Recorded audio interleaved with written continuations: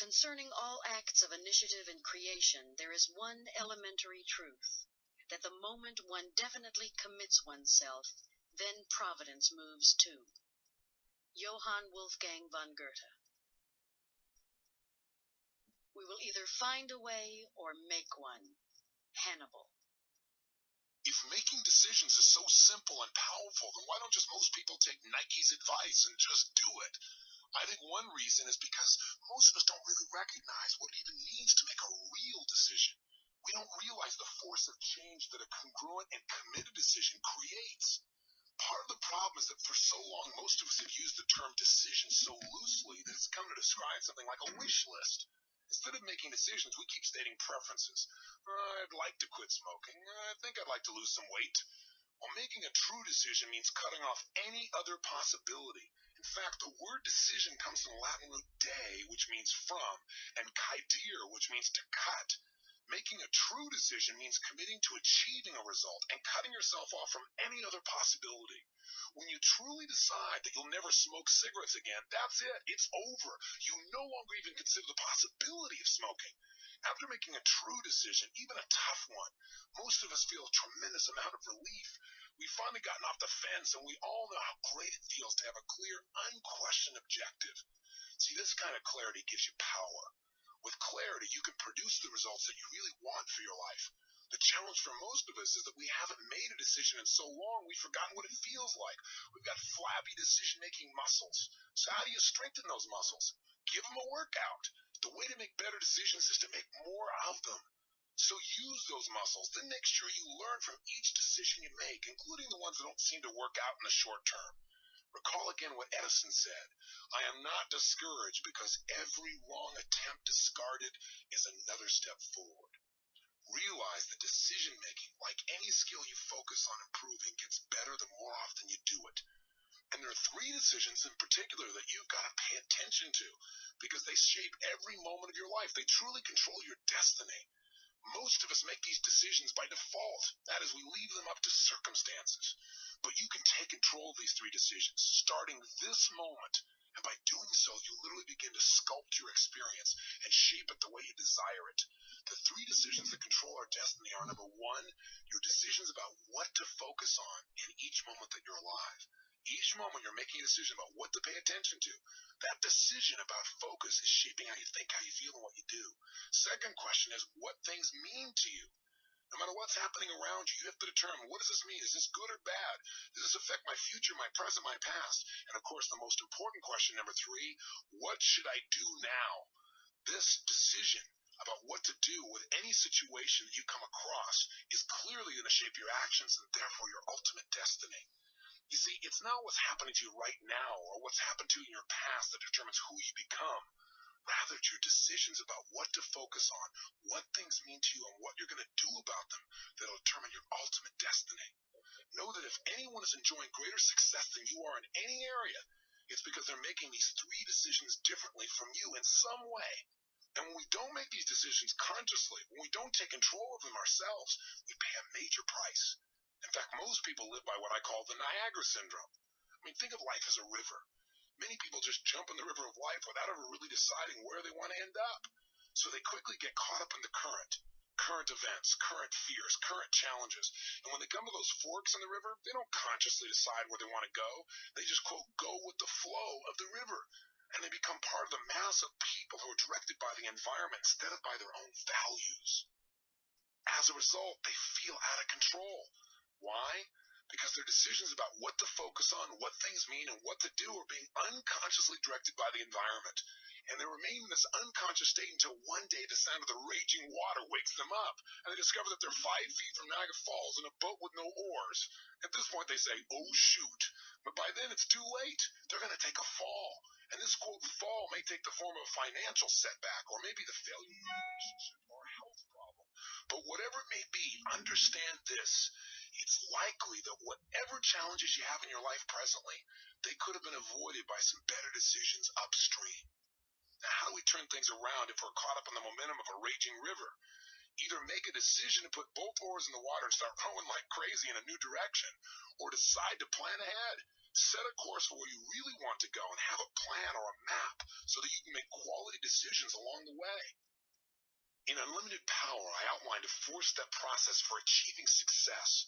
By applying this process to the actions you take in response to a decision, you'll make the decision a true commitment that'll transform your life. The 4 steps are very simple. They are: 1, clearly decide what you want. What is it that you're absolutely committed to achieving? 2, take action. Take massive action to make it happen. 3, notice what's working and what's not working. And finally, 4, when things aren't working, change your approach continually until it does work and you achieve what you truly want. I call these 4 steps the ultimate success formula. This formula is both a prescription for and a description of success. It's a prescription because by following it with truly committed decisions, you can achieve success in virtually any endeavor. And it's a description because it describes the path to success. You see, anyone can succeed on a large scale if they've taken these 4 steps. Like all companies, no matter how large, Honda Corporation began with one man making a decision and following his passionate desire until he produced the result. In 1938, while he was still in school, Mr. Honda took everything he owned and he invested it in a little workshop where he began to develop his concept of a special piston ring. He wanted to sell his work to Toyota Corporation, so he labored day and night, up to his elbows in grease, sleeping in his machine shop, always believing he could produce the result. In fact, he even pawned his wife's jewelry to stay in business.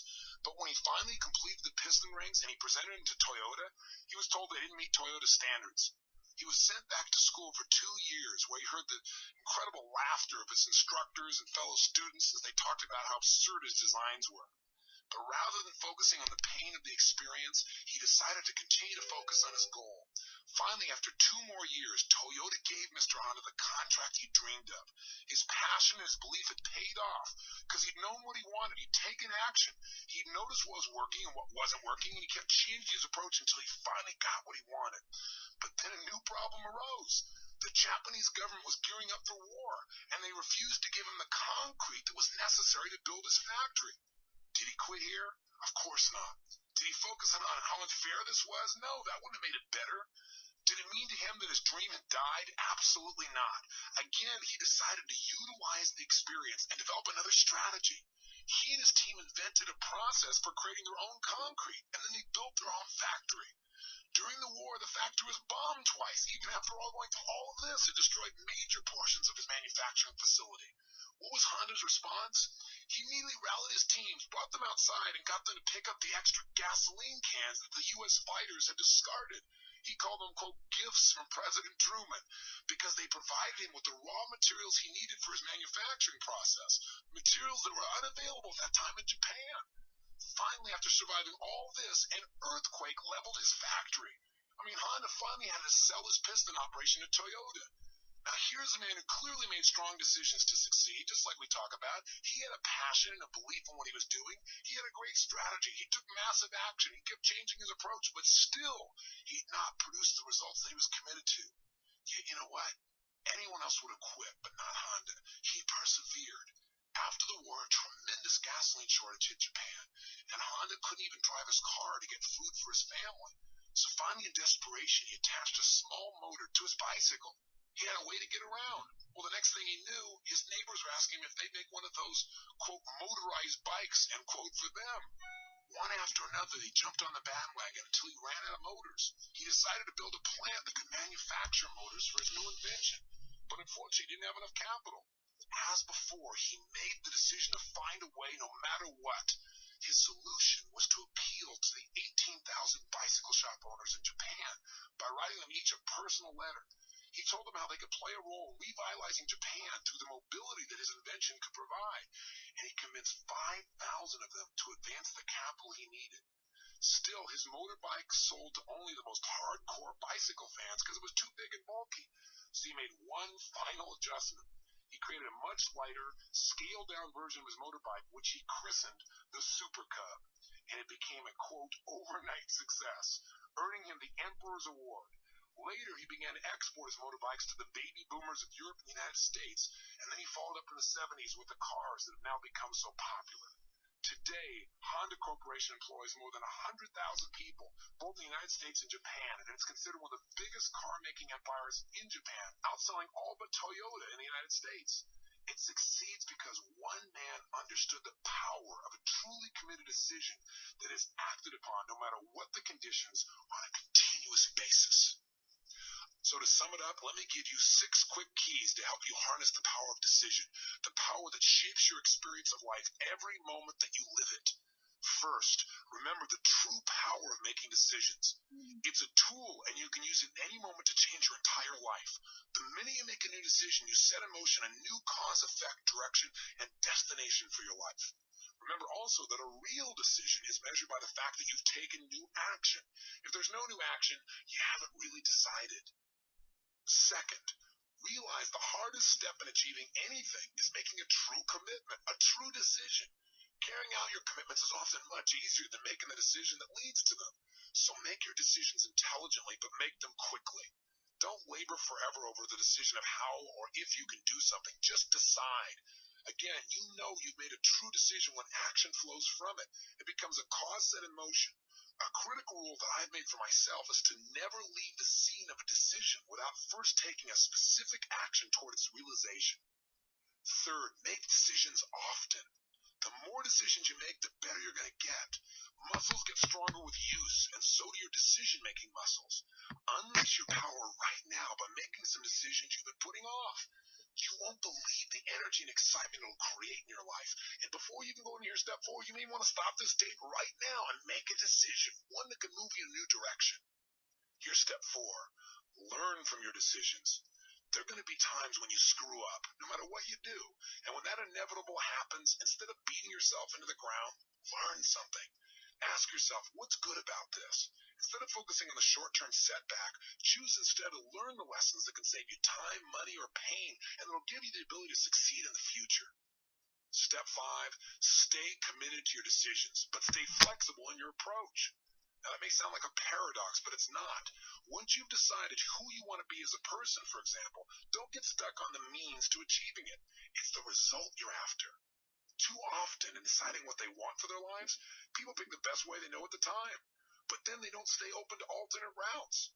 Don't become rigid in your approach. Cultivate the art of flexibility. Sixth, enjoy making decisions. In any moment, a decision you make can change the course of your life forever. The very next person you stand behind in line or sit next to on an airplane, the very next phone call you make, the next movie you see, or book you read, or maybe even the tape you listen to, that could be the one, the single thing that causes the floodgates to open and all the things that you've been waiting for suddenly fall into place. Remember, a truly committed decision is the force that changes your life. Once you've absorbed that truth, when you decide that your life will ultimately be shaped by your decisions, then in that moment, your life will change forever. In that moment, you'll be empowered to take control